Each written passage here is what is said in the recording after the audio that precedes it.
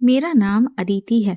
मैं अपने माँ-बाप की इकलौती औलाद थी और तो और मैं अपने परिवार में सिर्फ एक अकेली लड़की थी। इसीलिए मेरे परिवार के सारे ही लोग मुझसे बहुत प्यार करते थे। लेकिन मेरे ससुराल वाले ऐसे नहीं थे। मेरी ससुराल ऐसी थी जहाँ मुझे कोई भी प्यार करने वाला नहीं था। सिर्फ मेरा एक पति ही था, लेकिन वो भी अपनी माँ के डर से हर वक्त दबा हुआ रहता था। उसे अपनी माँ का इतना डर था कि वो अपनी माँ के सामने मेरी किसी भी ख्वाहिश को कभी पूरा नहीं किया करता था। जिंदगी बस इसी तरह से गुजर रही थी। फिर मेरी जिंदगी ने ऐसा मोड़ लिया जिसने पूरी जिंदगी को हिलाकर रख दिया, क्योंकि मेरे पति ने एक दिन मेरे सामने ऐसी बात लाकर रख दी जिसे सुनकर मैं हैरान रह गई थी। मेरा पति मुझसे बोला कि मैं तुम्हारा इलाज करवाना चाहता हूँ। मुझे लगा कि शायद वो किसी डॉक्टर की बात कर रहा है, लेकिन उसने कहा कि मैं तुम्हें एक चमत्कारी गुफा में लेकर जाना चाहता हूँ। ये गुफा कोई आम गुफा नहीं है, बल्कि ये बहुत ही ताकतवर गुफा है, जहाँ पर एक सिद्ध पुरुष ने तपस्या की है, जिस वजह से वो गुफा चमत्कारी बन गई है। इसके बारे में हमारे गांव के लगभग सारे ही लोग जानते हैं और पूरा गांव उस गुफा पर भरोसा करता है। मेरे पति बोले कि उसे भी उस गुफा पर बहुत भरोसा है, इसीलिए वो मुझे उस गुफा में ले जाना चाहता है। जब मेरा पति मुझे उस गुफा में लेकर गया, तो मेरे पति ने मुझे बोल दिया था कि मुझे वहां पर चुपचाप आंखें बंद करके बैठे रहना है और गलती से भी अपनी आंखों को नहीं खोलना है। मैंने ठीक ऐसा ही किया। तभी अचानक से मुझे कोई खुशबू आने लगी और फिर ना जाने कब मैं होश खो बैठी। लेकिन जब मेरी आंख खुली तो मेरे होश उड़ गए थे, क्योंकि मेरे साथ एक साथ 4 आदमी, कुछ मर्द, अपना घमंड और अपनी इज्जत कायम रखने के लिए अपनी ही पत्नी को किसी खिलौने की तरह इस्तेमाल करते हैं, जिनको शायद तोड़कर फेंक भी दिया जाए तो उन पर कोई फर्क नहीं पड़ेगा और फिर उनके इंसान होने पर भी शक होने लगता है। सुना है माँ बाप औलाद को दुनिया की हर चीज खरीद कर दे सकते हैं, मगर अच्छा भाग्य कभी खरीद नहीं दे सकते। मेरे साथ भी कुछ ऐसा ही हुआ था। मेरी सास हमेशा मेरे पति से कहती थी कि ये लड़की कभी तुम्हें संतान का सुख नहीं दे सकती। हम तुम्हारी शादी कहीं और करवा सकते हैं। तुम तो संतान की चाहत करते करते ही मर जाओगे। तुमने शादी भी ऐसी लड़की से की जिसको हम पसंद नहीं करते थे। तुम जानते हो कि हमारे गांव में रिवाज है कि शादी से पहले कुंवारी लड़कियों की जांच करवाई जाती है। हमारे गांव में जो दाई है वो जांच करके ये बात पहले ही बता देती है कि लड़की शादी के बाद बच्चा पैदा कर सकती है या नहीं। पर तुमने तो अपनी मर्जी की पत्नी लाकर हमारे घर को सूना ही कर दिया है। शायद हमारे घर में बच्चों की किलकारी कभी नहीं गूंजेगी। मेरी सास का आज सुबह से फिर से घर में यही शोर मचा हुआ था। ऐसा आज पहली बार नहीं, बल्कि हर रोज ही वो ऐसा किया करती थी। न जाने वो मुझसे किस बात का बैर रखती थी। हालांकि मैं उनकी बात को हमेशा महत्व देती थी, उनका हमेशा कहना मानती थी। इस घर में नौकरानी की तरह काम करती थी।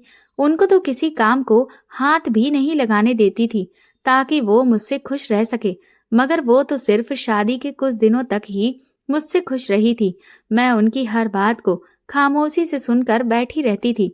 मेरे पति भी बेचारे अपनी माँ को खामोशी से देखते रहते थे, क्योंकि वो भी कुछ नहीं कर सकते थे। मेरी ससुराल में सबसे ज्यादा मेरी सास की ही चलती थी। उनकी ही हर बात को वैल्यू दी जाती थी, जबकि मेरे ससुर अपनी पत्नी की हर बात से खुश रहते थे और अपनी पत्नी को अपनी सर आंखों पर रखते थे। मेरे पति ने अपनी माँ से कहा कि माँ, इसमें इस बेचारी का क्या कसूर है? संतान देने वाला तो भगवान है। वो किसी को जल्दी संतान देता है तो किसी को देर से देता है। किसी को एक साथ कई बच्चे दे देता है तो किसी की गोद सूनी रखता है। ये तो उसकी मर्जी है और हम लोग उसकी मर्जी के खिलाफ जाकर तो कोई काम नहीं कर सकते। अपने पति के इन शब्दों पर मैंने भी खामोशी से अपना सिर झुका लिया था कि आज थोड़ा बहुत मेरे पति ने मेरी साइड से बोला था। मेरे चेहरे के नापसंदीदा एक्सप्रेशन देखकर मेरे पति अपनी माँ से नजरें चुराने लगे थे। मेरी सास कहने लगी, हाँ तुम सही कह रहे हो, इसमें भगवान की मर्जी ही होती है। लेकिन दूसरी शादी करने में क्या प्रॉब्लम है? तुमने पहली शादी तो अपनी मर्जी से कर ली है, अब एक शादी हमारी मर्जी से भी कर लो, ताकि हम अपने पोते पोतियों की शक्ल देख सकें। तुम तो इस लड़की की खूबसूरती और मासूम चेहरे पर मर मिटे हो। सारी जिंदगी इसकी खूबसूरती के साथ तो नहीं गुजारी जा सकती है। जब तुम दोनों की उम्र ढलेगी तब तुम्हें एहसास होगा कि बिना औलाद के बुढ़ापा कितना अकेला कर देता है। मेरी सास ने गुस्से से अपने बेटे को देखा। मेरा पति हर बार मेरी तरफ खामोशी से देख रहा था और ये बात मेरी सास को बहुत बुरी लग रही थी कि बेटा निसंतान का दुख झेल रहा है। कभी वो पिता नहीं बन सकेगा, ना ही कभी अपने परिवार को आगे बढ़ा सकेगा, मगर अपनी पत्नी पर कोई असर नहीं आने देता। मैंने नाराज होती हुई नजरों से अपने पति को देखा था। वो भी परेशानी से मुझे देखने लगे थे। कहने लगे कि मेरी माँ अभी गुस्से में है, उनकी बातों को दिल पर मत लेना, वो दिल की बुरी नहीं है। मैं इतना जालिम मर्द नहीं हूँ कि संतान के ना होने पर अपनी पत्नी को घर से निकाल दूंगा या फिर उसी की आंखों के सामने दूसरी शादी कर लूंगा। मेरे पति के इस बात पर मेरी सास का पारा हाई हो गया था, जबकि मैं हैरत से अपने पति के चेहरे को देख रही थी। मुझे अपने पति पर बहुत गुस्सा आ रहा था, क्योंकि मैं उससे कई बार कह चुकी थी कि वो और मैं दोनों चलकर डॉक्टर के पास अपनी जांच करवाते हैं, लेकिन वो मेरी बात पर ध्यान ही नहीं देता था। मेरा बार बार मन चाह रहा था कि मुझे बार बार बांझपन का ताना देने वाली सास को मैं चिल्ला कर बताऊं कि तुम्हारा खुद का ही बेटा मुझे डॉक्टर के पास इलाज के लिए लेकर नहीं जाना चाहता है। मेरे चेहरे के भाव पढ़कर मेरे पति समझ गए थे कि मेरे मन में क्या चल रहा है, और इसीलिए वो आंखों ही आंखों में मुझसे रिक्वेस्ट करने लगे कि मैं खामोश रहूं और उनकी माँ से कुछ भी ना कहूं। मेरी सास मुझे नफरत से देखते हुए कहने लगी कि इस खूबसूरत चुड़ैल ने तो मेरे बेटे को अपने काबू में कर लिया है। तुम जैसी बांझ लड़की को कोई भी आदमी अपने घर में नहीं बसाता। ये तो मेरे बेटे का एहसान है कि इसने तुझे तलाक देकर घर से नहीं निकाला, बल्कि ये तो तेरी साइड ही लेता है। इसे तो अपने माता पिता की खुशी का भी एहसास नहीं रहा। मुझसे बहुत बड़ी गलती हो गई कि मैंने तुझे अपने घर में रहने के लिए जगह दे दी। जिस दिन तू इस घर में शादी करके आई थी, उसी दिन मुझे तुझे इस घर से निकाल देना चाहिए था। मैं तेरी खूबसूरती देखकर पिघल गई थी। मुझे क्या पता था कि तुम जैसी बांझ को मैंने तेरी खूबसूरती देखकर अपने घर में जगह दे दी है। इसने तो मेरे घर की रौनक को जंग ही लगा दिया है। मेरी सास मुझे बार बार बातें सुना रही थी। मेरा दिल डूबता जा रहा था।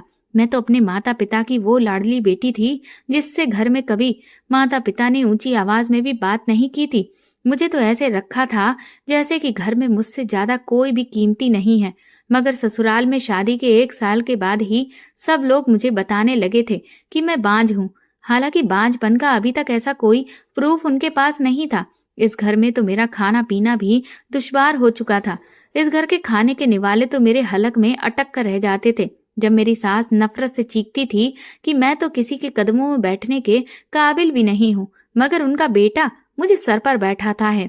मेरे ससुर अपने काम से सारा दिन घर से बाहर रहते, तो घर में आते ही वो अपने कमरे में बंद हो जाते थे और मेरी सास मुझे सारा दिन घर में जलील करती रहती थी। शादी के कुछ दिन तक तो उन्होंने मुझे इज्जत से रहने दिया था, पर अब तो उन्होंने मुझे घर की नौकरानी बनाकर रख दिया था और वो हमेशा एहसान जताती रहती थी कि शुक्र करो कि मैंने तुम्हें घर से नहीं निकाला। मैं तो तुम्हें अभी भी चुटकियों में घर से निकाल सकती हूँ। मैं जिंदगी से थक चुकी थी। मैं अपने पति से बार बार रिक्वेस्ट करती थी कि मेरी जिंदगी में ये सब कुछ कब बेहतर होगा, प्लीज तुम मेरे लिए कोई स्टैंड लिया करो।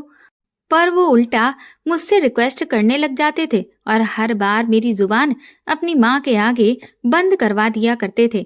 मेरे घर वालों को भी यही लगता था कि मैं अपने ससुराल में एक हंसी खुशी जिंदगी गुजार रही हूँ। वहां पर मुझे बहुत प्यार से रखा जाता है, क्योंकि मेरी सास ने मेरे घर वालों के सामने कभी भी मुझसे गुस्से से बात नहीं की थी। वो उनके सामने मेरे साथ ऐसे बिहेव करती थी जैसे कि मैं उनकी सगी बेटी हूँ। ऐसी वो सिर्फ एक्टिंग करती थी। मैं क्या कुछ नहीं झेल रही थी, ये सब तो मैं ही जानती थी। मेरे माँ बाप कहते थे कि तुम्हारा ससुराल बहुत अच्छा है, अपने ससुराल वालों की हमेशा कदर करना। तुम्हारी ससुराल वाले तुम्हें बहुत प्यार करने वाले हैं। ऐसे सास ससुर तो किस्मत वालों को ही मिलते हैं। और मैं हर बार प्रार्थना करती थी कि काश मुझे भी वो सास मिलती जो अंदर और बाहर से एक जैसी ही होती, जो मुझे प्यार करने वाली होती, क्योंकि मैं तो उनको हर तरीके से अपनी सास और माँ दोनों मानती थी। मैंने हमेशा उनकी इज्जत की थी, पर वो मुझसे ढंग से बात तक नहीं किया करती थी। उनकी नजर में मेरी कोई वैल्यू नहीं थी। मैं ऐसी सास की ख्वाहिश करती थी जो जुबान की कड़वी जरूर हो, मगर उनका दिल नरम हो, जो मुझे इंसान समझे, मेरे जज्बातों का एहसास करे। मैं अपनी सास के गलत गलत शब्दों पर उठकर अपने कमरे में चली गई थी, क्योंकि अब उनके शब्द मुझसे बर्दाश्त नहीं हो रहे थे। मुझे अपने मायके की बहुत याद आती थी, अपनी दादी की बातें याद आती थी। तो मेरा मन करता था कि मैं अपना गला दबाकर जिंदगी से खुद को आजाद कर दूं, क्योंकि ऐसी जिंदगी का क्या फायदा जहां पर आप खुलकर सांस तक नहीं ले सकते।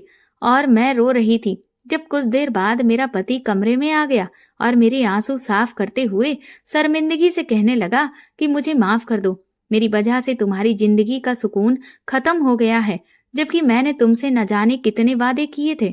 मैं तो अभी भी चाहता हूँ कि हम दोनों हंसी खुशी जिंदगी गुजारें, पर कर क्या सकते हैं। मेरी माँ बहुत पुराने ख्यालात की है, उन्हें मेरी फिक्र लगी रहती है, इसलिए वो ऐसा कहती है। लेकिन वो तो अचानक ही अपना रूप बदल गई है। मैं भी उनकी हरकत पर यकीन नहीं कर पा रहा हूँ कि उनके जैसी नरम बिहेवियर की औरत को पता नहीं क्या हो गया है। वो ऐसी नहीं थी, पर अब शायद वो भी चाहती हैं कि उनके पोते पोती हो और वो उनके साथ खेलें। वो ऐसी सिर्फ इस वजह से ही हुई हैं क्योंकि उन्हें भी अपने पोते पोतियों की चाहत है। मेरे पति मुझे बहलाने लगे थे और मुझे अपनी मीठी मीठी बातों में उलझाने की कोशिश कर रहे थे, ताकि मैं उनकी बातों में आकर अपना मूड कुछ ठीक कर लूं। वो मुझे अपनी मोहब्बत का यकीन दिला रहे थे, मगर मैंने गुस्से से अपने पति को दूर धकेल दिया और उनसे नफरत से कहने लगी कि मैं अब और ज्यादा दिन तक ये तमाशा बर्दाश्त नहीं करूंगी, क्योंकि मैं काफी टाइम से ये सब कुछ बर्दाश्त करती आ रही हूँ। अब अगर आपने मेरी बात नहीं मानी तो फिर मैं सब लोगों को सच सच बता दूंगी कि आप खुद ही मुझे लेकर डॉक्टर के पास नहीं जा रहे हैं, और फिर वो लोग मुझे इस घर से क्या निकालेंगे। मैं खुद ही इस घर से हमेशा के लिए चली जाऊंगी। मेरी इस बात पर तो मेरा पति घबरा गया। वो कहने लगा, प्लीज ऐसी बातें मत करो, तुम तो जानती हो ना कि मैं तुमसे कितना प्यार करता हूँ। मैंने तुमसे वादा किया था कि मैं तुमसे शादी करके दिखाऊंगा, तो देखो मैंने तुमसे शादी भी कर ली और हम दोनों इस घर में भी रह रहे हैं। और तुम अपना घर छोड़कर कहाँ जाओगी जब मैं तुम्हें इस घर से तलाक देकर निकाल दूंगा? क्या इस बात से तुम्हारे माता पिता को सुकून मिलेगा? तुम जानती हो कि तुम्हारे पिता पहले से ही दिल के मरीज हैं। मैं बेबसी से रो पड़ी थी। यही बात तो मुझे हर बार रोक दिया करती थी, मगर मैंने रोते हुए अपने पति से कह दिया था कि अगर जरूरत पड़ी तो फिर मैं यहाँ से चली जाऊंगी और अपने पेरेंट्स को भी मना लूंगी। जब उन्हें पता चलेगा कि मेरे ससुराल वाले मुझ पर इतना जुल्म कर रहे हैं तो फिर वो लोग भी मेरे फैसले का साथ देंगे। मेरी बात सुनकर तो मेरा पति घबरा गया था और मेरा हाथ थामकर कहने लगा कि प्लीज मेरे साथ ऐसा मत करो, मैं तुम्हारे बिना जिंदा नहीं रह सकता हूँ। मुझे उस जुर्म की सजा मत दो जो मैंने किया ही नहीं है। मैंने अपने पति से कहा कि तुम अपनी ये आदत क्यों नहीं सुधारते? तुम कभी किसी भी बात को सीरियसली नहीं लेते। मैं तुमसे जो भी कहती हूँ तुम उसे नजरअंदाज कर देते हो। मेरे साथ तो तुम्हारा ये ड्रामा चल जाता है, लेकिन कल को अगर तुमने दूसरी शादी की और जब वो दूसरी लड़की तुम्हारी पत्नी बनकर आएगी तो वो तुम्हारा ये ड्रामा नहीं देखेगी और फिर वो खुद ही चिल्ला चिल्ला कर तुम्हारे घर वालों को बता देगी कि तुम कितने आलसी इंसान हो। वो तो सिर्फ एक मैं ही हूँ जो अपनी कोई गलती ना होने पर भी ये सजा काट रही हूँ। मेरा पति कहने लगा कि हाँ, मैं जानता हूँ कि मुझसे बहुत बड़ी गलती हुई है, लेकिन तुम समझने की कोशिश करो। मैं भी क्या करूं? अगर इस घर में सब कुछ मेरी मर्जी से चलता होता तो मैं तुम्हें फूलों की तरह रखता, कभी तुम्हें कोई तकलीफ नहीं होने देता। मुझे तो अब अपने पति के सारे दावे सिर्फ बेमतलब के ही लग रहे थे। मैंने अपना हाथ छुड़ाकर उनसे कहा कि मुझ पर जो बांझपन का इल्जाम लगा हुआ है, अगर वो तुम खत्म करवा दो तो फिर मैं मान लूंगी कि हाँ, तुम्हें सच में मेरी कदर है। मुझे खाली शब्दों की मोहब्बत से कोई मतलब नहीं है। मेरे ऐसे शब्दों पर तो मेरा पति अचानक ही खामोश हो गया था। मैं भी उठकर बाथरूम में बंद हो गई थी। जब मैं वापस अपने कमरे में आई तो मेरा पति किसी गहरी सोच में डूबा हुआ था। मैं उसे इग्नोर करते हुए अपनी जगह पर लेट गई थी और सोने की कोशिश कर रही थी, मगर मेरी सास के बेइज्जती भरे शब्द मेरे कानों में गूंज रहे थे। मेरी आंखों से आंसू बहने लगे। मुझे याद आया कि मेरी दादी ने ठीक कहा था कि घर की लाडली बेटियां बहुत रोती हैं। मैं भी अपने पेरेंट्स की लाडली बेटी थी, क्योंकि मैं उनकी इकलौती औलाद थी, इसलिए वो लोग मुझे बहुत प्यार करते थे। मेरी दादी हमेशा मुझे हंसता मुस्कुराता हुआ देखकर कहती थी कि मुझे लगता है कि इसका भाग्य न जाने कैसा होगा, क्योंकि लाडली बेटियों को तो समय रुलाता है ये शब्द कितने दर्दनाक थे, मुझे अपनी जवानी में कभी भी आइडिया नहीं हुआ था। मैं तो तब दादी की बातों पर हंसती रहती थी कि भला वक्त मेरा क्या बिगाड़ सकता था, जब मेरे घर वाले मुझसे इतनी मोहब्बत करते थे। मेरी माँ मेरे अच्छे भाग्य की प्रार्थना करती थी और मुस्कुराकर कहती थी कि मेरी बेटी जितनी खूबसूरत है, उतना ही खूबसूरत इसका भाग्य भी होगा। मैं थी भी बहुत खूबसूरत लड़की। मेरी खूबसूरती में किसी तरह की कोई कमी नहीं थी। जो देखता था मेरी तारीफ करता था। ढूंढने से भी मेरे अंदर कोई कमी नहीं थी। मैं जब बड़ी हुई तो मेरे माँ बाप मेरे लिए रिश्तों की तलाश करने लगे थे। हालांकि मेरे माँ बाप को मेरी शादी की कोई जल्दी नहीं थी, मगर दादी का कहना था कि लड़की की सही उम्र में ही शादी कर देनी चाहिए, वरना लड़की को ससुराल के माहौल में ढलने के लिए बहुत मुश्किल होती है। दादी के इतना ज्यादा जिद करने पर मेरे पेरेंट्स मेरी शादी के लिए मान गए थे। इधर मुझे पवन नाम के एक लड़के से प्यार हो गया था, जिससे मैं शादी करना चाहती थी। जब मेरी माँ को इस बारे में पता चला तो उन्होंने उस वक्त मुझे समझाया कि प्यार मोहब्बत में कुछ भी नहीं रखा है, इसीलिए हमारी मर्जी के मुताबिक ही शादी कर लो। मैंने पवन को जब पूरी बात बताई तो वो मुझसे शादी करने के लिए तैयार हो गया था। हालांकि वो जानता था कि उसके घर में सबसे ज्यादा उसकी माँ की ही चलती है और लव मैरिज पर भी कभी भी उसकी माँ राजी नहीं होगी। इसीलिए उसने मेरे घर आकर खुद ही बात कर ली थी और मेरे घर वालों के सामने पूरी बात रख दी थी कि मेरी माँ कभी लव मैरिज के लिए राजी नहीं होगी। लेकिन मेरी माँ इतनी बुरी नहीं है। मैं जानता हूँ कि जब शादी करके मैं घर चला जाऊंगा तो अदिति की खूबसूरती देखकर वो मुझे माफ कर देगी। उन्हें भी लगेगा कि मैं किसी ऐसी वैसी लड़की से शादी करके नहीं लाया हूँ। मेरे घर वालों को पवन ने पूरा भरोसा दिलाया था कि आपकी बेटी को मेरी वजह से कभी कोई परेशानी नहीं होगी। इस तरह से मेरी शादी पवन के साथ हो गई थी और मैं अपने ससुराल आ गई थी। पवन की फैमिली काफी खाती पीती और मिडिल क्लास फैमिली थी। मेरे पति की 2 बहनें थीं जो कि शादीशुदा थीं। उनका कोई भाई नहीं था। सास ससुर पढ़े लिखे और नौकरी करने वाले लोग थे।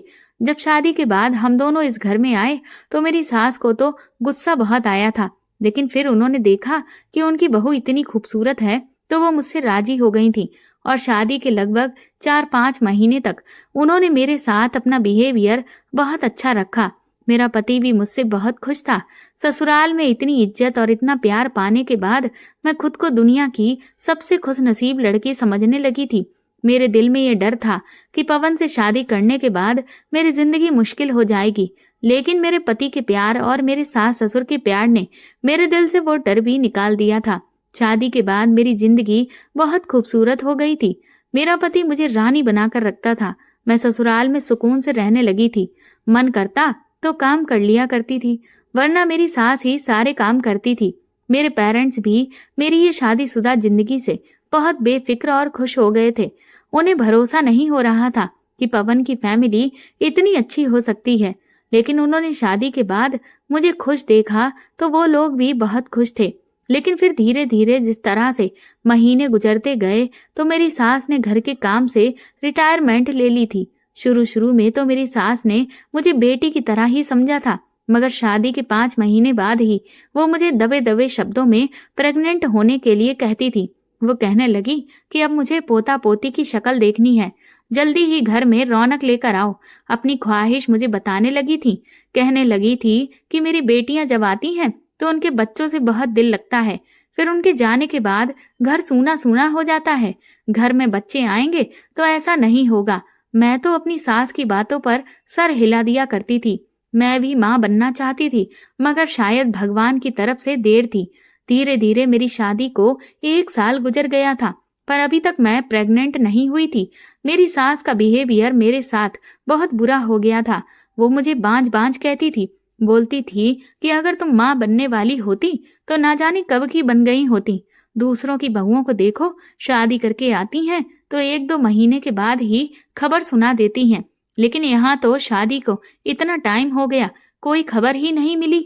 मेरा पति तो सारा दिन मोबाइल पर बच्चों की वीडियो देखता रहता था और प्लानिंग करता रहता था कि हमारा बच्चा होगा तो उसकी कैसे कैसे परवरिश करेंगे, उसे कैसे रखेंगे। इतने जोश और इंतजार के बावजूद भी हमारी शादी के 1.5 साल ऊपर हो गए थे, मगर अभी तक मुझे कोई खुशखबरी नहीं मिली थी। मेरी सास बहुत ज्यादा परेशान रहने लगी थी।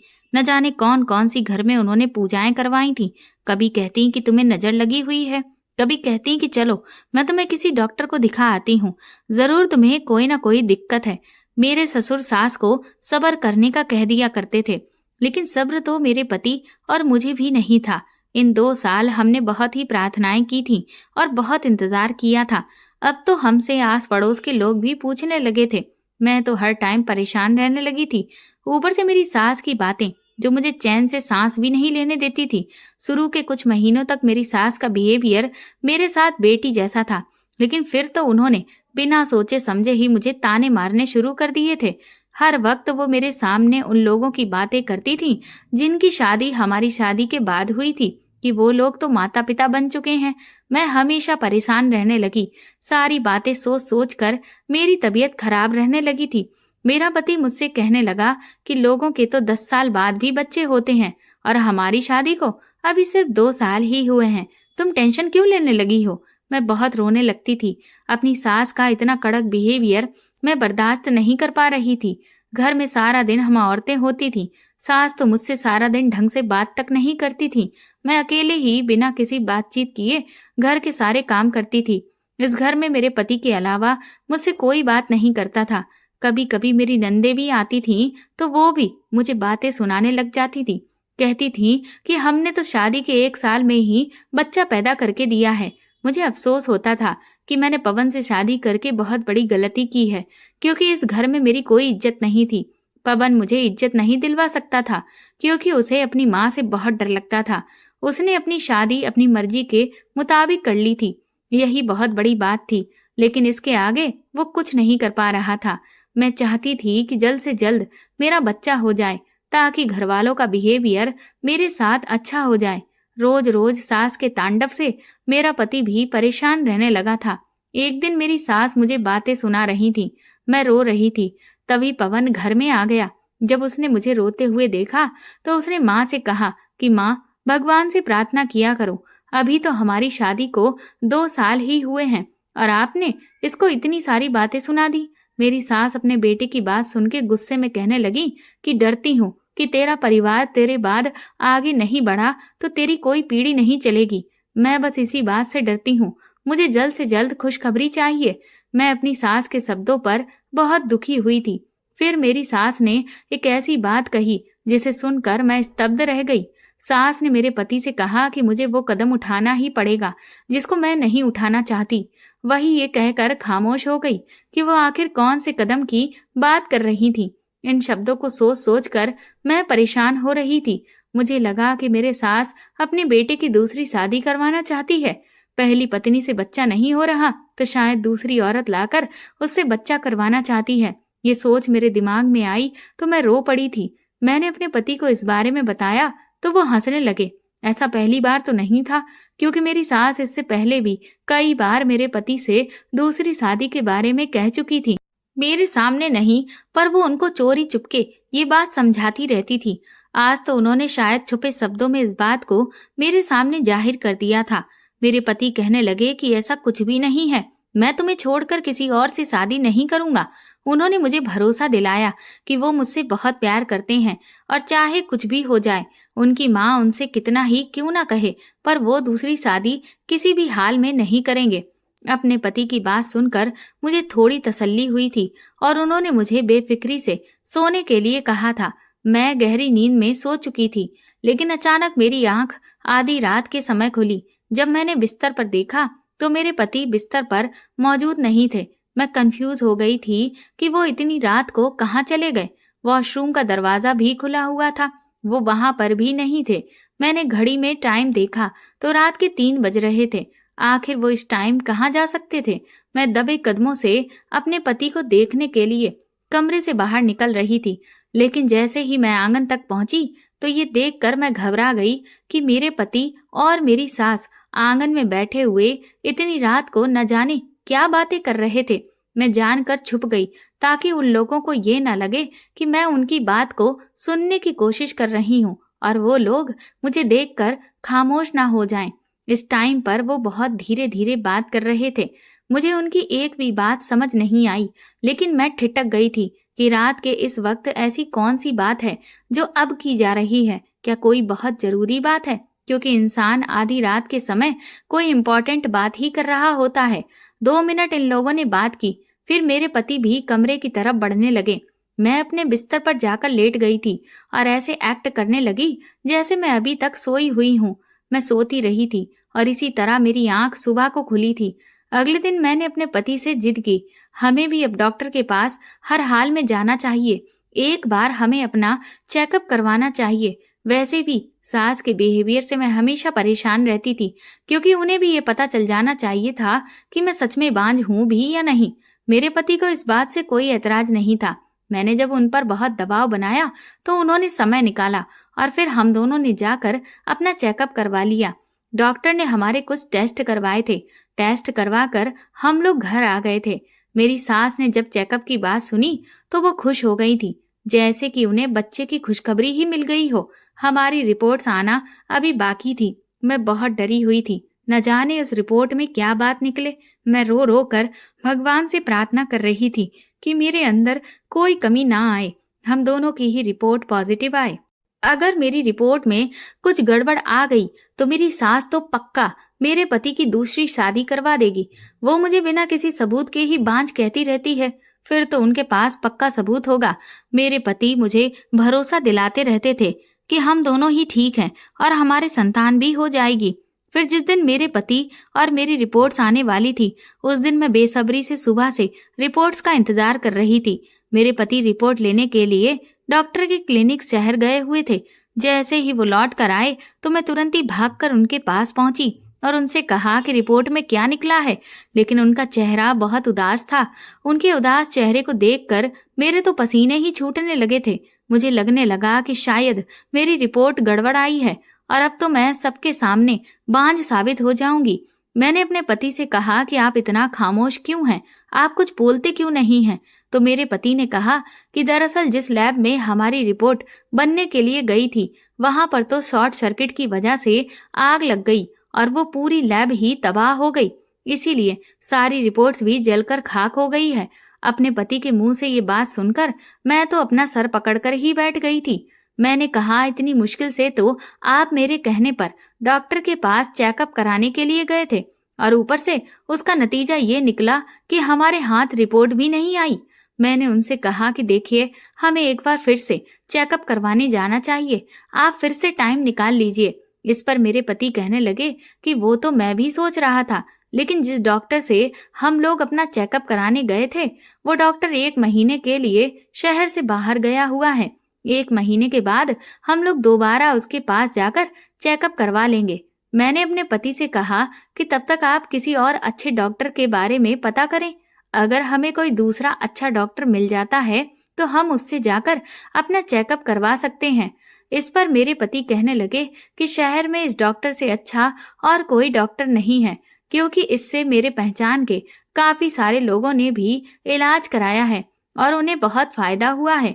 इसीलिए मैं यही कहूंगा कि सिर्फ 1 महीने की ही तो बात है, 1 महीने का इंतजार कर लो और फिर हम दोनों साथ में जाकर उस डॉक्टर को दिखा लेंगे। फिर एक दिन मेरे पति ने मुझसे कहा कि तुम जल्दी से तैयार हो जाओ।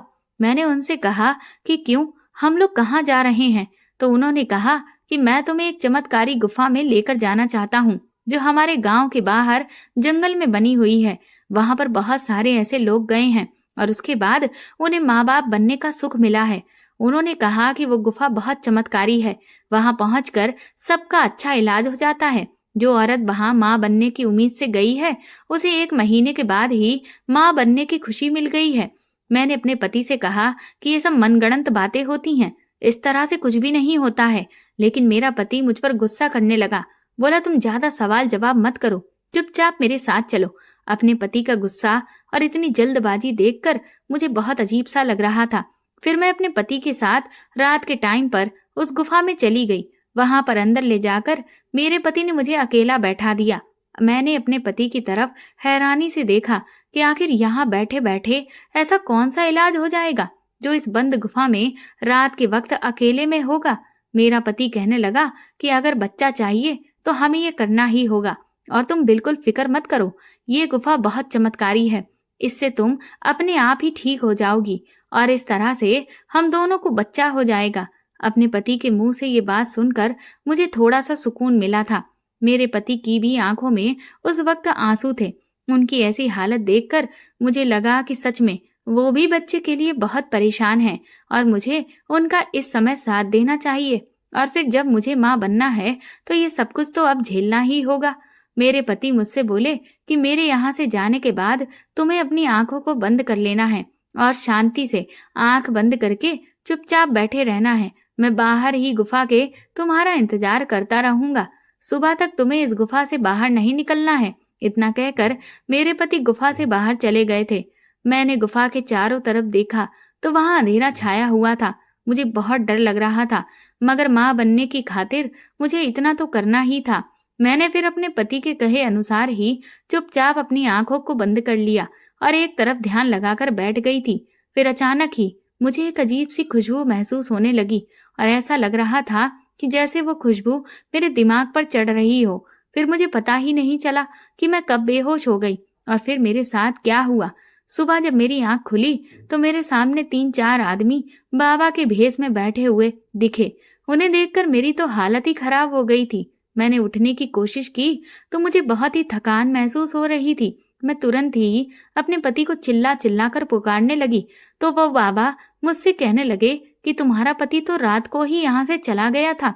उनकी बात सुनकर मैं तो हैरान रह गई।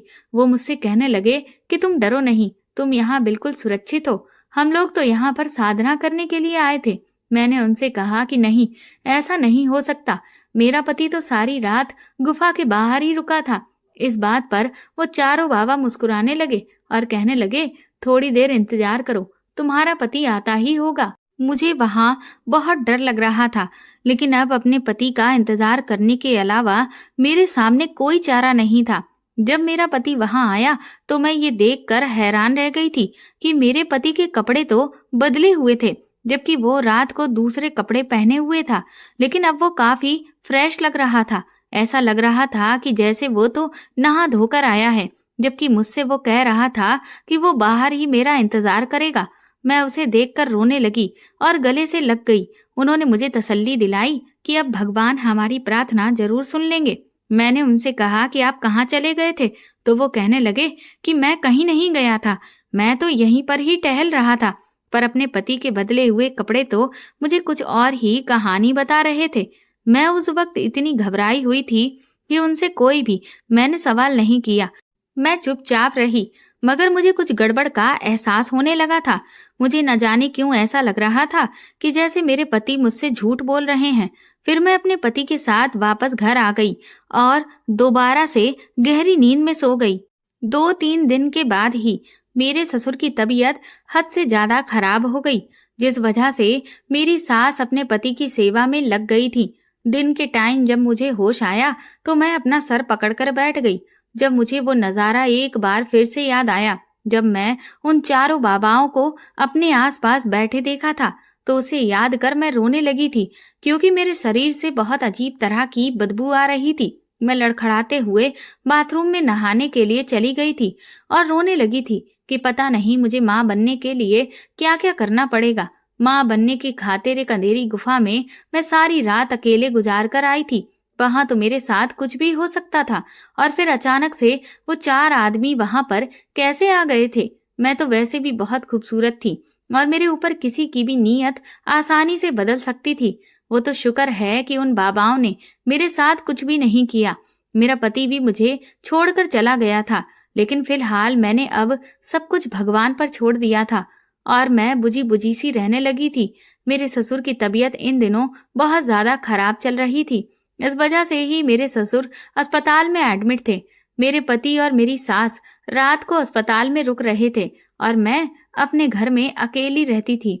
इस वजह से मेरी बड़ी ननद मेरे साथ रुकने के लिए आ गई थी। बड़ी ननद की बातें भी कुछ कम नहीं थी, वो भी मुझे दिन रात ताने दे रही थी। धीरे धीरे मेरे ससुर को अस्पताल में रहते हुए लगभग 20 दिन हो गए थे, लेकिन उनकी तबीयत तो बेहतर हो ही नहीं रही थी। दिन के समय मेरे पति 2 घंटे आराम करने के लिए घर आ जाते थे, जिसमें वो सो जाते थे और मुझसे कोई बात नहीं करते थे। क्योंकि वो अस्पताल में सारा दिन और सारी रात रुकने की वजह से बहुत ज्यादा थके हुए होते थे। और फिर उसके बाद वो दोपहर का खाना लेकर वापस अस्पताल चले जाते थे। फिर तकरीबन 1 महीना गुजरने के बाद मेरे ससुर की तबीयत में कुछ बदलाव आया, लेकिन इधर अब मेरी तबीयत कुछ बदली बदली सी रहने लगी थी। ऐसा लगता था कि जैसे मुझे चक्कर आ रहे हैं और मुझे उल्टी आ रही है। मैं जो भी खाती थी वो उलट दिया करती थी। मेरी समझ में नहीं आ रहा था कि मेरी तबीयत को क्या हो गया। एक दिन मेरी ननद ने मुझे उल्टी करते हुए देखा तो वो मुस्कुराने लगी। उसने मुझसे कहा कि अब घर में रौनक आने वाली है। उसकी बात सुनकर मेरे तो कुछ समझ में नहीं आया।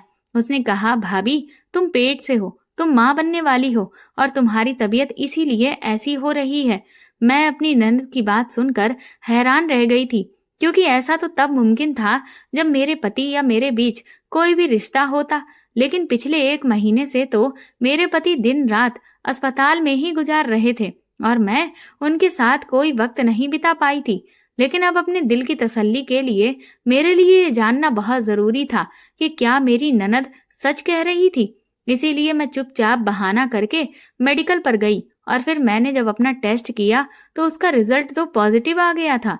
उसे देखकर तो मेरे पैरों तले से जमीन निकल गई थी कि आखिर ये बच्चा किसका है, क्योंकि ये मेरे पति का तो बच्चा नहीं हो सकता था।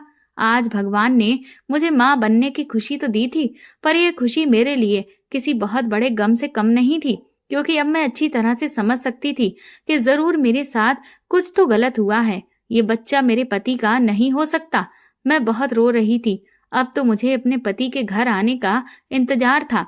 इधर अस्पताल से फोन आया कि मेरे ससुर को डिस्चार्ज कर दिया गया है और वो 2 घंटे में घर वापस आ जाएंगे। जैसे ही मेरे पति घर लौटे तो वो मेरे कमरे में आए और मैंने उनको बताया कि मैं माँ बनने वाली हूँ। ये बात सुनकर वो तो बहुत खुश हो गए थे और उनकी खुशी का कोई ठिकाना ही नहीं था। मैंने उनसे कहा, लेकिन मैं ये बात बहुत अच्छी तरह से जानती हूँ कि ये बच्चा आपका नहीं है। अब आप मुझे सच सच बताओ कि ये बच्चा किसका है, वरना मैं चिल्ला चिल्ला कर पूरे घर में हंगामा कर दूंगी। मेरा पति कहने लगा कि तुम पागल हो गई हो, ये बच्चा मेरा ही है। मैंने कहा, लेकिन पिछले 1 महीने से आप तो अपने पिता के साथ अस्पताल में रह रहे हो, तो फिर मैं माँ कैसे बन सकती हूँ। मेरी ये बात सुनकर मेरा पति शर्मिंदा हो गया था। मैंने अपने पति से रो रो कर कहा कि प्लीज मुझे सच बता दो, क्योंकि अब मैं और बर्दाश्त नहीं कर सकती। लेकिन मेरा पति तो मुझे कुछ भी बताने को तैयार ही नहीं था। इसीलिए मैंने गुस्से में अपनी अलमारी खोली और अपने कपड़ों को निकालना शुरू कर दिया और उन्हें एक सूटकेस में पैक करने लगी थी कि तभी इसी उथल पुथल में एक पॉलीथीन नीचे आकर गिरी और उसमें से 2 रिपोर्ट्स बाहर निकले। मैंने जब उन रिपोर्ट्स को देखा तो हैरान रह गई, क्योंकि वो तो उसी डॉक्टर के यहाँ की रिपोर्ट थी जहाँ हम दोनों पति पत्नी ने अपना टेस्ट कराया था।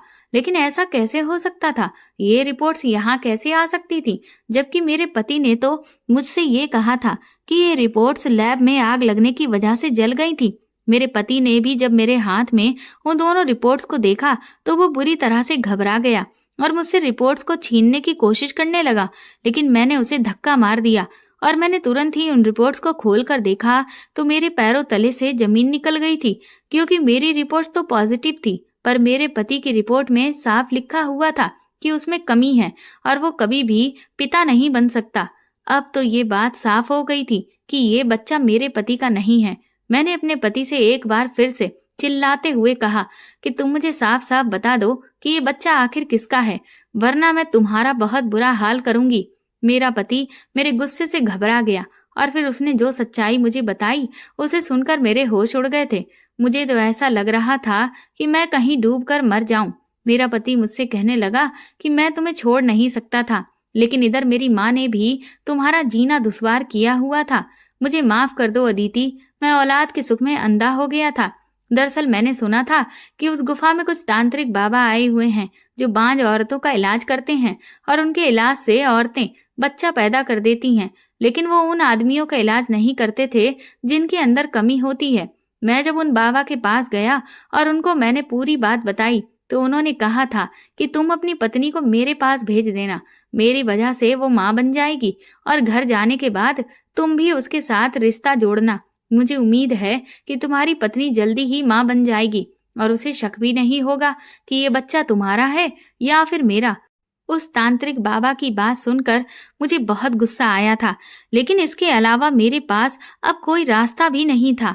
लेकिन अब मुझे ये समझ नहीं आ रहा था कि मैं तुम्हें उस तांत्रिक बाबा के पास कैसे लेकर जाता। अगर मैं तुम्हें बाबा की बात बोल देता तो तुम कभी भी मेरे साथ चलने को तैयार नहीं होती। इसलिए मैंने बाबा के साथ मिलकर ये नाटक रचा कि वो गुफा बिल्कुल खाली है और चमत्कारी है, और वहां तुम्हें सिर्फ चुपचाप आंखें बंद करके पूरी रात बैठना है और उससे ही तुम्हारा इलाज हो जाएगा। यही बहाना करके मैं तुम्हें वहां ले गया और फिर उस बाबा ने तुम्हें एक चीज सुंघाकर बेहोश कर दिया। दरअसल ये बच्चा मेरा नहीं, ये उस तांत्रिक बाबा की ही है। हो सके तो मुझे माफ कर दो, क्योंकि मेरा कोई भी इलाज नहीं है और ना ही मैं ये चाहता था कि मेरी ये कमी खुलकर कभी भी मेरे घर वालों के सामने आए। इसलिए मैंने तुम्हारे साथ ये सब किया। लेकिन मुझे नहीं पता था कि अचानक पापा की तबीयत खराब हो जाएगी और इस दौरान मुझे तुम्हारे साथ वक्त गुजारने का मौका भी नहीं मिलेगा और ये सच्चाई इस तरह से खुलकर तुम्हारे सामने आ जाएगी। मुझे लगा था कि तुम्हें सच का कभी पता ही नहीं चलेगा और ऐसे हम दोनों ही अपने बच्चे के साथ खुशी खुशी रहेंगे। अपने पति की बात सुनकर मैं रोने लगी थी। मुझे अपने पति से नफरत होने लगी। अब मैंने सोच लिया था कि मैं अब इस घर में 1 मिनट भी नहीं रुकूंगी। इसका मतलब ये था कि उस दिन वो जो बाबा मेरे सामने बैठे हुए थे, उनमें से ही किसी ने उस पूरी रात मेरी इज्जत के साथ खिलवाड़ किया था। उसने मेरी खूबसूरती का फायदा उठाया था। भले ही वो औरतों का इलाज करता हो, लेकिन जब उसने मेरी खूबसूरती देखी तो उसने मेरे पति को इस तरह से बेवकूफ बनाया था। मुझे तो अब अपने आप से घिन महसूस हो रही थी। मैंने उसी दिन सारे घर वालों के सामने अपने पति का राज खोल दिया था और मैं वहां से अपना सामान पैक करके अपने मायके आ गई थी। मेरे पति ने मुझे रोकने की बहुत कोशिश की थी, लेकिन मैं ऐसे इंसान के साथ जिंदगी नहीं गुजार सकती थी जिसने अपनी पत्नी को किसी दूसरे मर्द के हवाले कर दिया हो। मेरी सास तो अपने बेटे की कमी के बारे में सुनकर ऐसी हो गई थी जैसे कि उन्हें सांप सूंघ गया हो, क्योंकि उन्होंने मेरी कमजोरी का बहुत फायदा उठाया था। लेकिन अब वो ये बात अच्छी तरीके से जानती थी कि अगर अब वो मुझे कुछ भी कहती तो मैं उनको और उनके बेटे को सब लोगों के सामने अच्छी तरह से बदनाम कर सकती थी। मैंने अपने पति से कह दिया था कि मुझे तलाक दे दो, मैं तुम्हारे साथ नहीं रह सकती। जब मैं अपने मायके आई और मैंने अपने घर वालों को ये बात बताई तो उन लोगों को भी बहुत गुस्सा आया था और उन्होंने मेरे फैसले को सही बताया। उन्होंने कहा कि तुम इतने अत्याचार क्यों बर्दाश्त करती रही थी, बल्कि तुम्हें तो ये कदम बहुत पहले ही उठा लेना चाहिए था। मेरे पापा ने तो मेरी ससुराल में जाकर काफी हंगामा किया था। इस तरह से सारे गांव में मेरे ससुराल वालों की बदनामी हो गई थी। मेरे पापा ने फिर उन तांत्रिक बाबाओं को भी अरेस्ट करवा दिया था जिन्होंने मेरे साथ गलत किया था। मेरे पति ने काफी दिनों तक मुझे मनाने की कोशिश भी की थी, पर मैं नहीं मानी तो हार कर उसने कुछ महीनों के बाद मुझे डाइवोर्स दे दिया और फिर मैंने वो बच्चा भी हटा दिया था जब मैं अपने पति के घर से आई थी, क्योंकि मैं अपने पेट में किसी दूसरे का पाप नहीं पालना चाहती थी। हालांकि मैंने औलाद के लिए काफी कुछ किया था, काफी सारे जुल्म सहे, लेकिन मैं इस बच्चे के साथ अपनी जिंदगी नहीं गुजार सकती थी जो मेरा था ही नहीं। मैं अब अपने माता पिता के घर पर ही रह रही हूँ और अपना मन बहलाने के लिए मैंने घर में डांस क्लास खोल लिया है। अभी तो फिलहाल मैं शादी नहीं करना चाहती, क्योंकि मुझे शादी के नाम से ही अब डर लगने लगा है। अब मैं बस भगवान से यही प्रार्थना करती हूँ कि मेरा आने वाला भाग्य अच्छा हो, क्योंकि गुजरा हुआ समय तो मेरा बहुत ही बुरा था। तो दोस्तों, आपको ये कहानी कैसी लगी हमें कमेंट करके ज़रूर बताएं और प्लीज़ इस कहानी को ज़्यादा से ज़्यादा शेयर और लाइक करके मेरे चैनल को सपोर्ट करें।